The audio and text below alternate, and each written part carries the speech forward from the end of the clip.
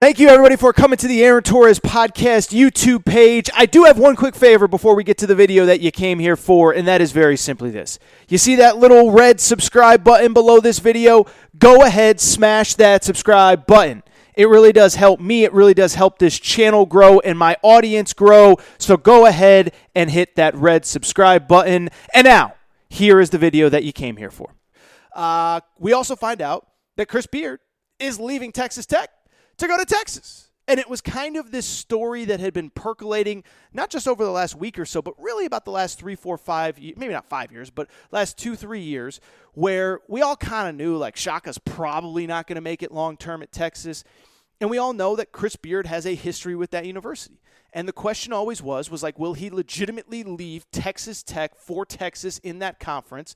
And so when it happened on Thursday, a lot of you guys kind of reached out to me and said, like, are you surprised by this? And I think in some ways I'm very surprised, and I think in some ways I'm not surprised at all. From the not surprised perspective, I think there's a few ways to look at it. One, like I just said, he has real ties at the University of Texas. He was a student manager there, worked under Tom Penders. He has talked very publicly about how much he loves the University of Texas, that community, Austin, all that kind of stuff. So that's not surprising. On top of that, Texas Tech fans don't want to hear this, but like it's not as though he didn't have a history of job hopping before he got to Texas Tech. And for people who don't know his background, he was at Texas Tech as an assistant coach for 10 years. And so Texas Tech fans have convinced themselves like, oh, he'll never leave Texas Tech. And it's like, well, just look at his track record before he got there. Yes, he was an assistant at Texas Tech for 10 years, but let's also not forget that after that, where did he go? Well, he went to the ABA first for a minute. Then he goes to a D2 job. Then he goes from one D2 job to another D2 job. Then he goes from the second D2 job to Little Rock. Then he goes to the NCAA tournament at Little Rock in year one, and he bounces to UNLV. And then in year one, after like a week at UNLV, he leaves to go to Texas Tech. So like, stop with the like he's going to be here forever. I mean, the guy he came to you guys at Texas Tech after he had a job for like a week, okay? It might have been 10 days. It might have been 2 weeks. I don't remember what it was. It wasn't very long, and he ended up at your school. So the idea that he was going to stay there forever and he was going to be eternally loyal, like, I'm sorry, I just never bought it. And then 3, let's just think about the last week. Shaka Smart decided to leave for Marquette on Friday, okay? It's now Thursday.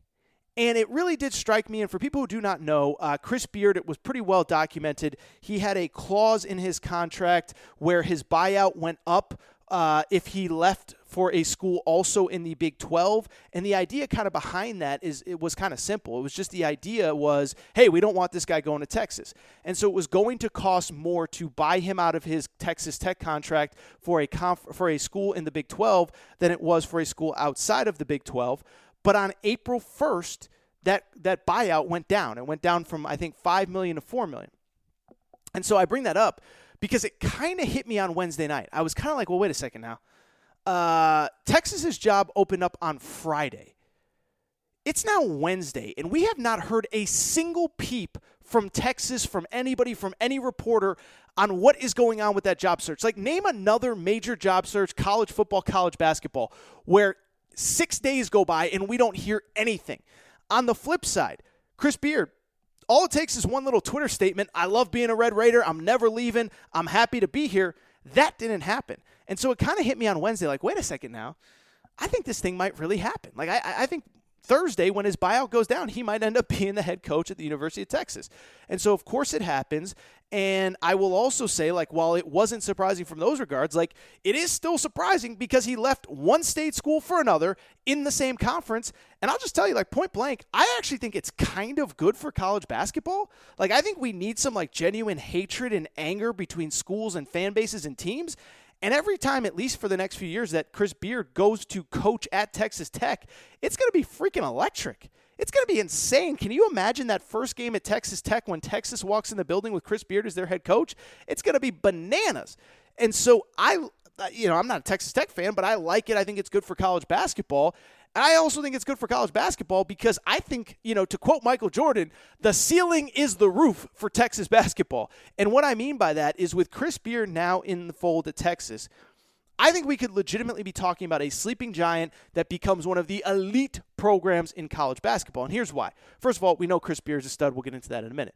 But you talk to coaches around college basketball, they will tell you straight up, Texas is one of the best and most underrated jobs in college basketball. Reasons are pretty simple. Big state university, just money pouring out of everywhere. I mean, there is nothing that you will need as a head coach if you're winning that you will not get signed off for, whether it's more staff, whether it's higher paid assistants, whether it's charter this, whether it's new facility that. And for people who don't know, Texas is building a brand new arena right on campus there, so that is a selling point. And then it comes down to players. Like Texas, we all think of like Chicago and like New York City as these basketball hubs. Look at where all the players are coming from right now. It's the state of Texas. Cade Cunningham's from Texas. R.J. Hampton was from Texas. Damian Collins, who just committed to Kentucky, is from Memphis. Tyrese Maxey's from Texas. You get the point I'm trying to make. Texas. Think about everybody from Texas. Cade Cunningham, Tyrese Maxey, R.J. Hampton, Jared Allen, Damian Collins.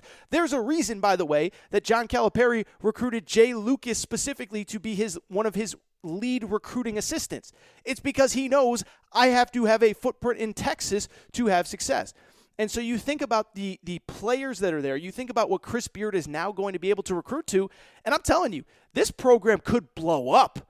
That's on top of the fact that think about what he did at Texas Tech, okay? Texas Tech, like with all due respect, Texas Tech had essentially no basketball history before Chris Beard arrived. I looked it up just to make sure. They made a grand total of 2 Sweet 16s in the 40 years before Chris Beard arrived. One of them was under Bobby Knight, and we know how Bobby Knight kind of ended up at Texas Tech after Indiana. But other than that, 1 Sweet 16 in the 40 years before Chris Beard arrived. Year 2, you know what Chris Beard does? Blows past the Sweet 16, goes to the Elite 8. Year 3, you know what Chris Beard does? Blows past the Elite 8, goes to the Final Four, plays for a national championship. And Texas Tech was like literally a player or two away from winning a national championship in 2019. Go back and watch that game. And so when you think about what he did in such a short time at Texas Tech, there's no reason to think that he can't have the same effect at Texas. I don't know that he will. None of these hires are 100%. But you can't get better than Chris Beard at Texas Tech. And I'll tell you this, like outside of North Carolina hiring, Mark Few or Jay Wright, like Texas is going to have made the best hire of the coaching carousel. And I'm telling you, this thing is like, kerosene. It's going to blow up if Chris Beard does what we all expect him to do. And what I'll also say is, like, I think that is probably the most interesting element of it all. How does he go about building this Texas program? Because the one thing that is interesting, Shaka Smart kind of came havoc, physical, like under-recruited kids, coach them up, all that stuff. And he got to Texas, he immediately started recruiting those 5-star kids, and he did not have the same level of success. And so from Chris Beard's perspective, I'm curious. Does he still go the transfer route? Does he still go the chip on their shoulder route?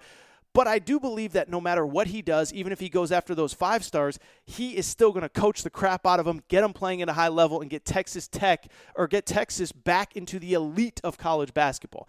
And so I can't make any promises, but you can go ahead and tag this Twitter or tag this podcast, because I believe that we are talking about a situation where in the next 2 or 3 years, Texas Tech could be like one of the top 5 programs in college basketball. I'm not even kidding. This guy is that good. Really quickly on Texas Tech, like all I'll say is, like, I genuinely feel bad for Texas Tech fans. I mean, Chris Beard is a once-in-a-lifetime, once-in-a-generation head coach for a place like Texas Tech. I mean, just think about what he did at Texas Tech. Like I said, 2 Sweet 16s in 40 years before Chris Beard got there. The equivalent that I would make, what he did at Texas Tech, and for people that are new to college basketball, this would be the equivalent of somebody going to Ole Miss and in year 2 having them in the Elite 8 and in year 3 having them compete for a national championship. It's the equivalent of somebody going to Washington State and having Washington State playing for a national championship by year 2. It's the equivalent of going to Virginia Tech and having Virginia Tech playing for a national. Like it is so hard. It is so impossible. No disrespect to Texas Tech fans, but I do feel bad for him, because when you have a once-in-a-generation coach, once-in-a-lifetime coach, sometimes you get to keep them. I'm a UConn alum. We got Jim Calhoun. We got to keep him for 30 years or 20 years, whatever it was, 25 years, and it was an incredible run, multiple national championships and whatever. But there's also a lot of schools that aren't like that. I mean, I remember the day that Chip Kelly left Oregon football, and I know it's easy to tear down Chip Kelly now because of what he did at UCLA, but I remember like with Oregon, it was like they will never have this again. Like that guy, they will never have that guy again. They were the most exciting, program in college football. They scored 1 million points. They played for a national championship. If there had been a college football playoff back in that day, they would have gone 4 straight years, which is inconceivable to think about where the Pac-12 is at now. And I remember sitting there like thinking about for Oregon fans, like, man, you guys are going to be good, but you're never going to have that again. And that's kind of how I feel about Texas Tech. And it's funny, last little side story, but I was at the 2019 Final Four in Minneapolis when obviously Texas Tech made their incredible run. And I remember I had to leave early Saturday morning to catch a flight back to L.A. And I'm checking out of my hotel at no lie, like probably 3:45, 4 o'clock. And I have a flight at 5:15 or whatever, and I got to get back to L.A. to do radio and all that. And I just remember walking through the lobby and crossing paths with these Texas Tech Red Raider fans, cowboy hats on, bringing in a pizza, hammered at like 4 in the morning as I'm checking out. And they looked so happy and they were having so much fun. And I think about those guys and I'm like, I wonder where they're at right now. I wonder what they're doing because, Texas Tech fans, I do think I got the sense that they realized, hey, this might not last forever. Let's enjoy this. They had a huge presence at the Final Four. I hope they get this hire right, but it's hard to imagine them getting better than Chris Beard.